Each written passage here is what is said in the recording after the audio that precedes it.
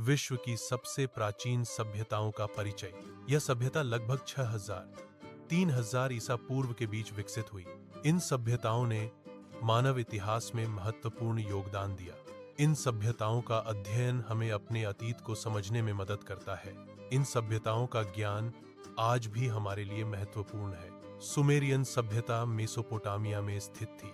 Mesopotamia आधुनिक Iraq में स्थित है। यह सभ्यता दजला और फरात नदियों के बीच विकसित हुई। यह क्षेत्र उपजाऊ भूमि और जल संसाधनों से समृद्ध था। सुमेरियन सभ्यता इस क्षेत्र में लगभग 4500 ईसा पूर्व में शुरू हुई। इस सभ्यता ने शहरी विकास और संस्कृति में महत्वपूर्ण योगदान दिया। सुमेरियन सभ्यता का काल लगभग 6000 ईसा पूर्व माना जाता है। यह सभ्यता प्राचीन मेसोपोटामिया में विकसित हुई। सुमेरियन सभ्यता मानव इतिहास की सबसे पुरानी सभ्यताओं में से एक है।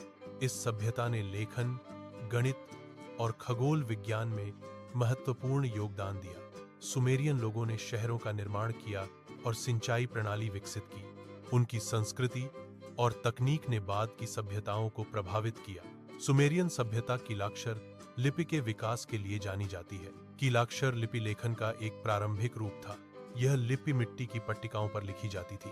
सुमेरियन सभ्यता सिंचाई प्रणाली में उन्नति के लिए भी प्रसिद्ध है।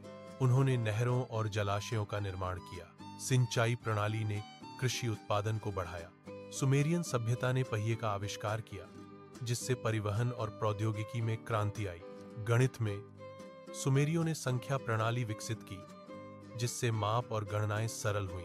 खगोल शास्त्र में उन्होंने तारों और ग्रहों का अध्ययन किया, जिससे कैलेंडर और समय का ज्ञान बढ़ा।